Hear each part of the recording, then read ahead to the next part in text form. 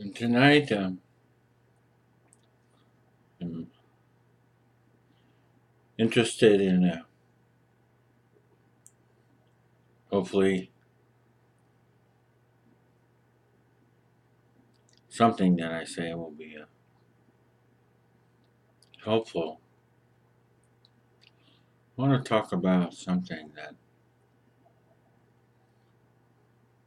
well, perhaps that I experience as well as hopefully something that you might find as comforting.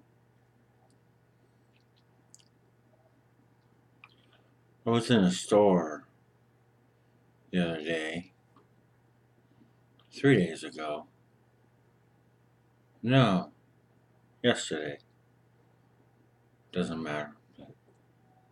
Seems like it was longer. It's late, so I thought it was 2 days or three. And I was not in good straits really. Kind of overwhelmed about a few electronical things that were happening to me.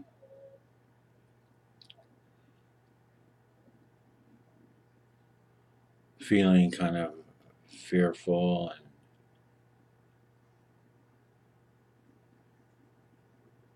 at the cost of these electronic things that I needed to repair. Skitter scatter, go into a store and buy a pack of cigarettes. And there stands in front of me the second person in line, waiting quietly, peacefully, in a very upright head, with a stocking cap on, about 25. And his eyes were staring seemingly at a distance rather than the immediacy. Yet I could tell he was very aware of his surroundings. And suddenly, seemingly like a mistake, and I found out it wasn't. But I said to the person standing there, I said to him very directly, and he wasn't looking at me, just a little closer to him than the culture would suggest. I said to him, "How is that intuition treating you?"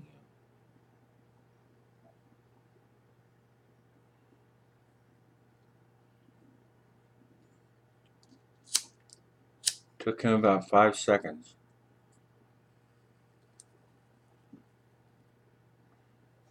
As he took his time, debating whether to ignore me, to flip me off, or to cuss at me. Mainly just to ignore me. About 5, 6 seconds. He looked at me briefly, and he said, "Pretty good." So, I was relieved at least he responded back.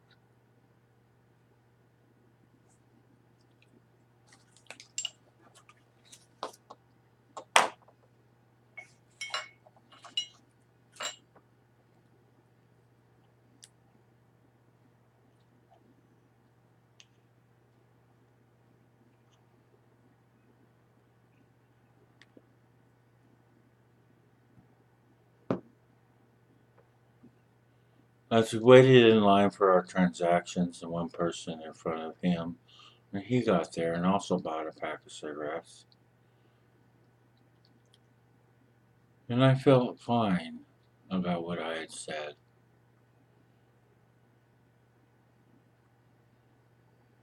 And on his way out, he took several steps and he turned around and stopped and looked at me.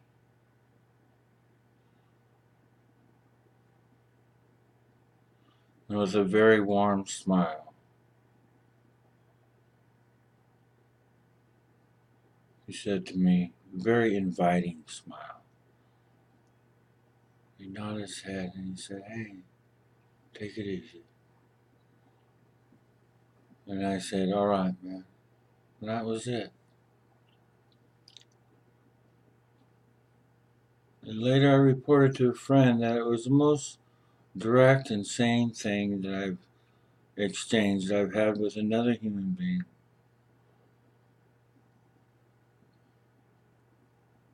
As far back as I can remember.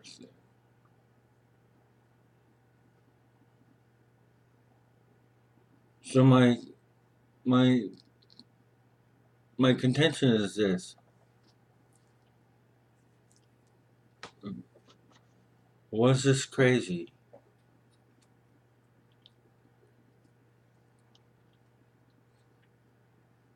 It didn't feel crazy. The results weren't crazy. Oh, I forgot one thing. After I said, how's the intuition treating? I got something in my tooth.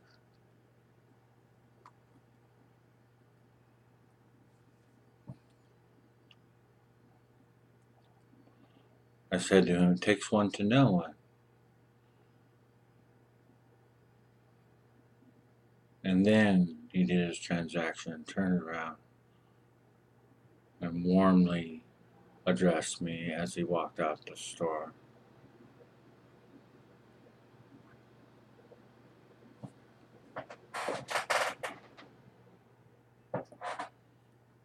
So all of this, you may say, well, so what? That was a long story, 6 minutes. What's the big deal? Well, the big deal is this. I call it sane.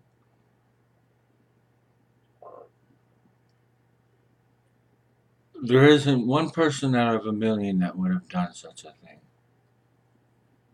And I'm not trying to brag. I'm just trying to say that the cultural Maidu would say this was an insane comment.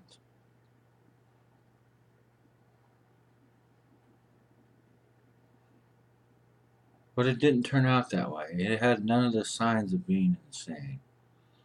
Because the two people that had a transaction identified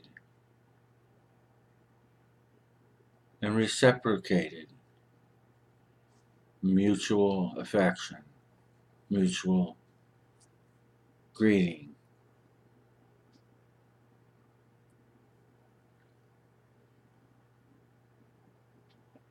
He turned around as if to say, thank you for identifying me. Thank you for recognizing.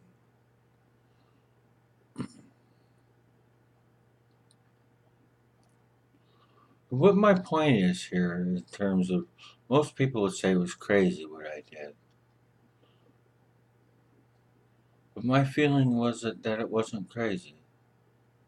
That it does take one to know one, an intuit, a seer.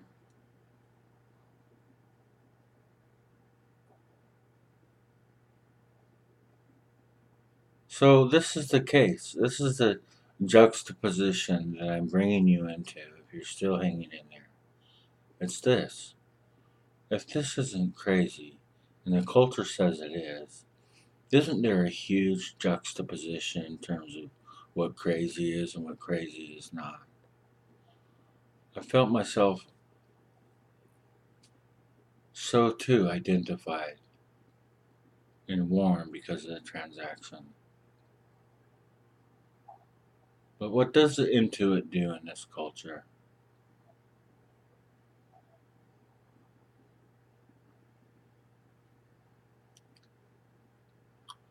Like a poster that I just printed out. Don't stay where you were tolerated. Don't stay where you were tolerated. Go where you are celebrated.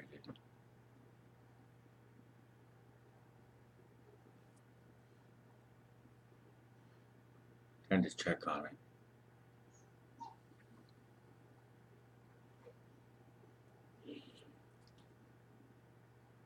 So on one hand, I'm in one culture, and the other hand, I'm in another culture. The large portion of the culture is what I function every day. The small part of the culture is where I function small in small ways every day. Very small ways. So if you find yourself wanting to do what culturally looks like a crazy thing, and I'm not talking about robbing a bank,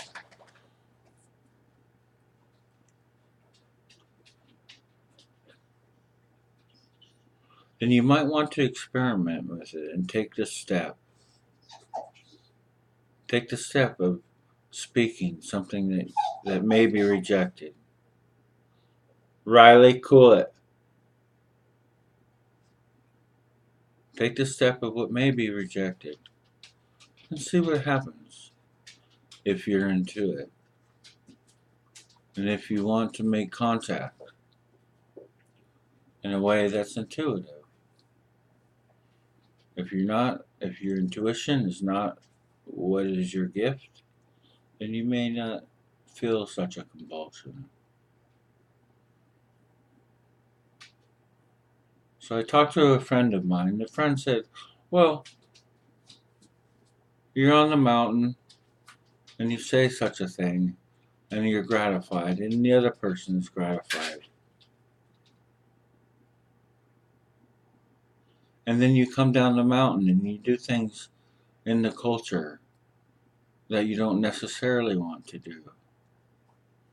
You go places, you work, and you do things that are uncomfortable that you don't necessarily want to do, and you don't even feel like it's part of you. Riley, no.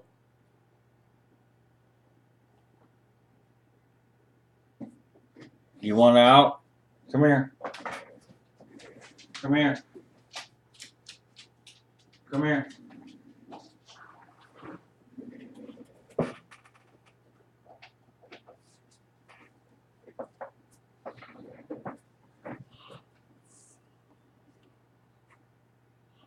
So I'm saying that if you feel crazy, just realize that perhaps you're beating to a different drum than what you're doing.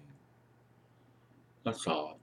And I'm offering comfort in this, only in that many people do feel like they're out of place, especially in the speed of the culture, the instant gratification of the culture, and certainly not talking to a stranger so deeply about something that he may hold dearly.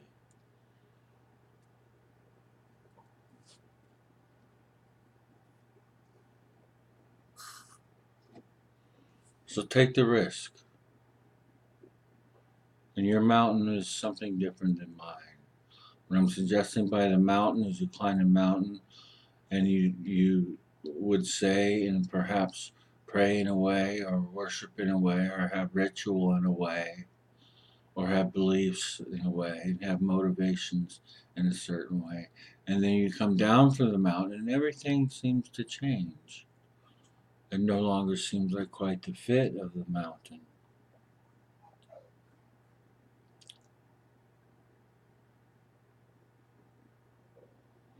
But be encouraged because the top of the mountain, up the mountain, is not necessarily a deviance or something that is crazy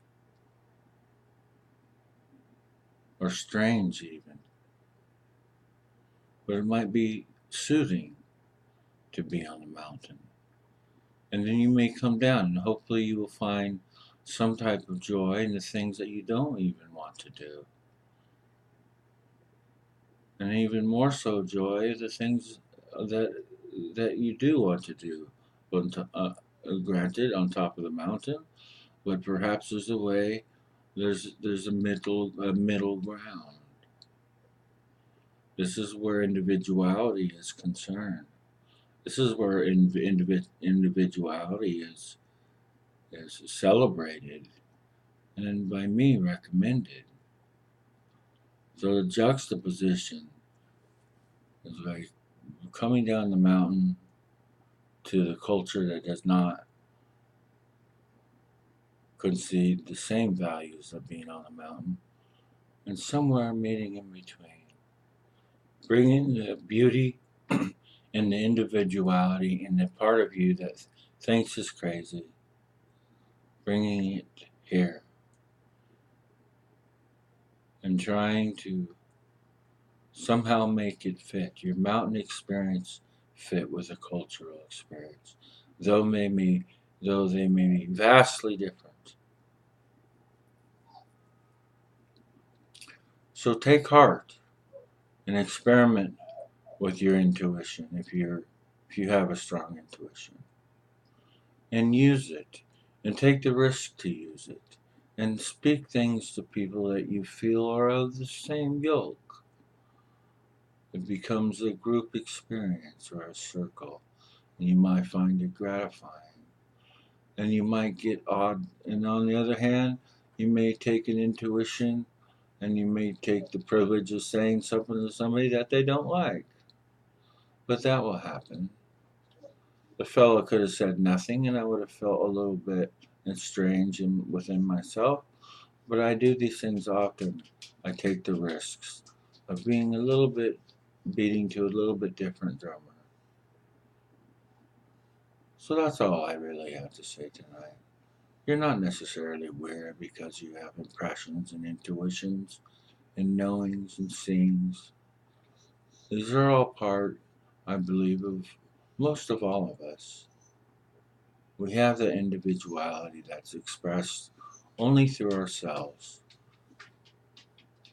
We are millions together, but we are individually a snowflake that has its own form.